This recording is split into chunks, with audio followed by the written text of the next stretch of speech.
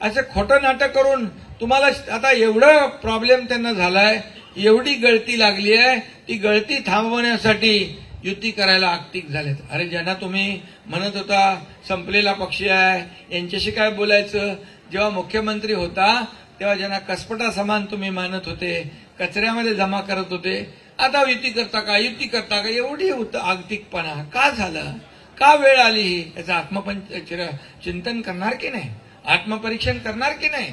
अरे तुम्ही काही केलं तरी सुद्धा ज्या दिवशी 2019ला तुम्ही बाळासाहेबांच्या बरोबर विश्वासघात केला, हिंदुत्वाशी विश्वासघात केला, मराठी माणसाशी विश्वासघात केला, ज्याने तुम्हाला मतदान दिलं 2019ला त्यांच्याशी विश्वासघात केला, त्याच वेळेस लोकांनी तुम्हाला सोडलंय.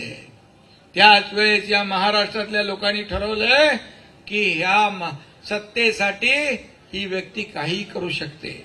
आणि म्हणून मी म्हणतो बाळासाहेब हिरा होता, हिऱ्यापोटी घारगोटी असं जे म्हणतो आपण ते खरं आहे. तुम्ही विचार सोडले, तुमचा विषय संपला.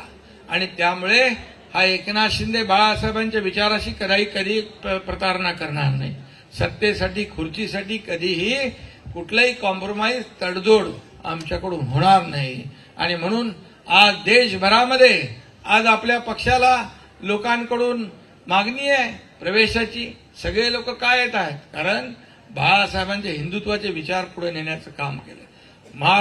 अयोध्येत राम मंदिर बांधण्याचं स्वप्न कुणाचं होतं, बाळासाहेबांचं होतं. काश्मीरमध्ये 370 कलम हटवण्याचं काम स्वप्न कुणाचं होतं, बाळासाहेबांचं होतं. ते पूर्ण कोणी केलं तर या देशाचे प्रधानमंत्री आणि गृहमंत्री अमित भाईंनी केलं. त्यांना तुम्ही रोज शिव्या देताय, लष्कराला शिव्या देताय. पहलगामला झालेल्या हल्ल्यामध्ये एका तरी मराठी माणसाच्या घरात तुम्ही गेले सात्वन करायला, तेव्हा कुठं होते दादा?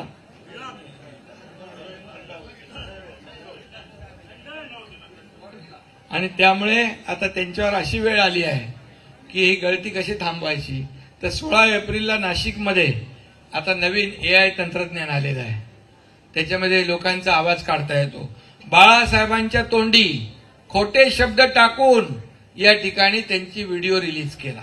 काय वेळ आली तुमच्यावर, ते पण केलं, ती पण नीट केली नाही व्हिडिओ, ती तरी नीट करायची होती.